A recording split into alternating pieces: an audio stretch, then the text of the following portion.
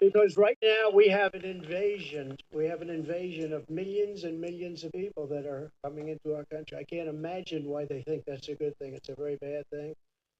I think it's a group of people that probably larger in number than New York State. And we can't have that. We can't have that. It's not sustainable as a country. It's horrible. And you know, they're coming from prisons and jails. They're coming from all over. They're coming from countries that most people have never heard of. And they're coming from mental institutions and insane asylums. They're being emptied out into our country. And they're terrorists. Many terrorists are coming in. You know, in 2019, I saw just recently on a poll, they had none in 29, no terrorists. Now, I even say there's got to be some, but they have none.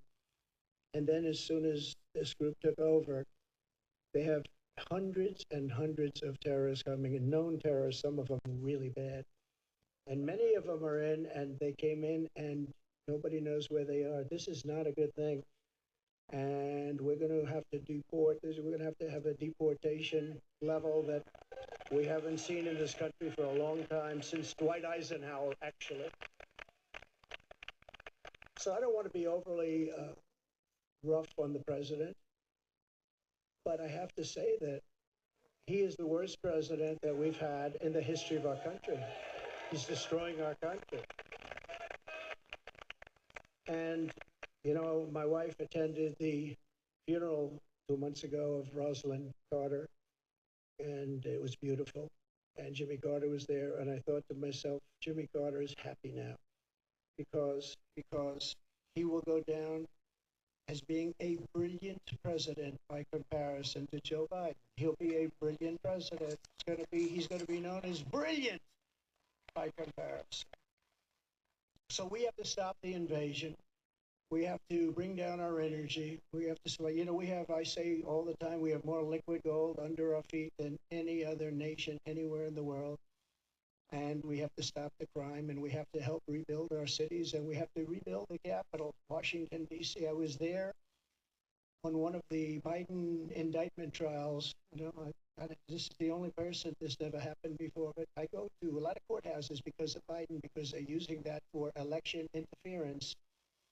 And it's on things like election, and I don't know if you know, but they did polls tonight on the election of 2020. Do you believe it was honest or not? 82% said at 20. Do you believe it was honest or not? 82% said it was not.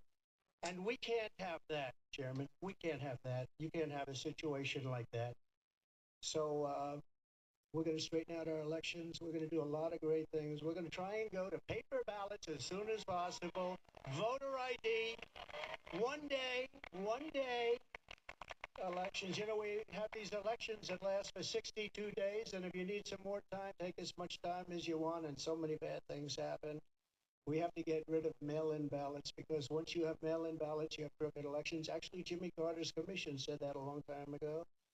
We're going to rescue our economy. We're going to save our economy. We had the greatest economy in the history of our country. There was never a greater economy, and now we don't. And when you look at what's happened with inflation, inflation is destroying, you know, they call it a country killer. We have to get rid of mail-in ballots, because once you have mail-in ballots, you have crooked elections. Actually, Jimmy Carter's commission said that a long time ago. We're going to rescue our economy. We're going to save our economy. We had the greatest economy in the history of our country. There was never a greater economy, and now we don't. And when you look at what's happened with inflation, inflation is destroying, you know, they call it a country killer. Going back hundreds of years, Germany, countries that had big inflation are dead. They become dead countries. We have to stop that immediately. And we want peace through strength.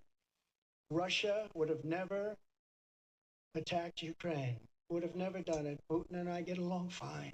We get along very well. That's a good thing, not a bad thing. The fake news, if the fake news would become real and honest news, 90% of our problems in this country would be solved. They would be solved. And truly, we do make our country great again. Thank you very much, everybody. Great honor. Thank you very much. Thank you.